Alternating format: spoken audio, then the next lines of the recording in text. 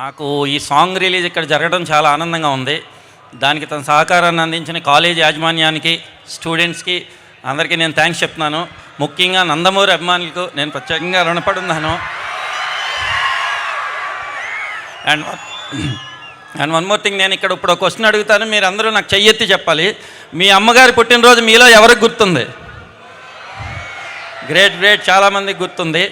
మీరు పుట్టినప్పటి నుంచి వాళ్ళు కేక్ కట్ చేసి మీకు సెలబ్రేషన్ చేస్తారు, మీకు కేక్ కట్ చేస్తారు, అది మీకు సెలబ్రేషను. అదే మీరు వాళ్ళు పెద్ద అయిన తర్వాత మీరు ఎక్కడున్నా, ఎంత బిజీ ఉన్నా, మీరు కేక్ కట్ చేయడం వాళ్ళకి ఎమోషను. అదే మేము ఈ సినిమాలో చూపించదలుచుకున్నాము. 100% అదే ఉంటుంది.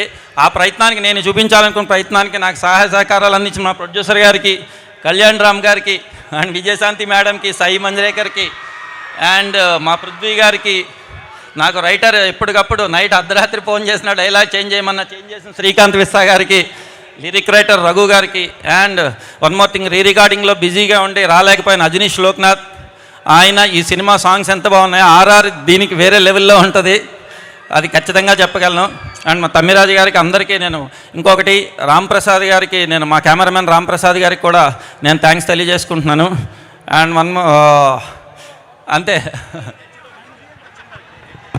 పర్లేదు ప్రదీప్ గారు, ఈ టెన్షన్ మామూలే. అండ్ ఒకటి, నేను ఇందాక సార్కి, నందమూరి అభిమానులందరూ సార్ ఎయిర్పోర్ట్లో దిగినక్కడి నుంచి ఇక్కడ వరకు వాళ్ళు వేరే లెవెల్లో తీసుకొచ్చారు. కానీ నేను ఒకటే చెప్తున్నాను, జూనియర్ ఎన్టీఆర్ గారు ఎప్పుడూ చెప్తూ ఉంటారు,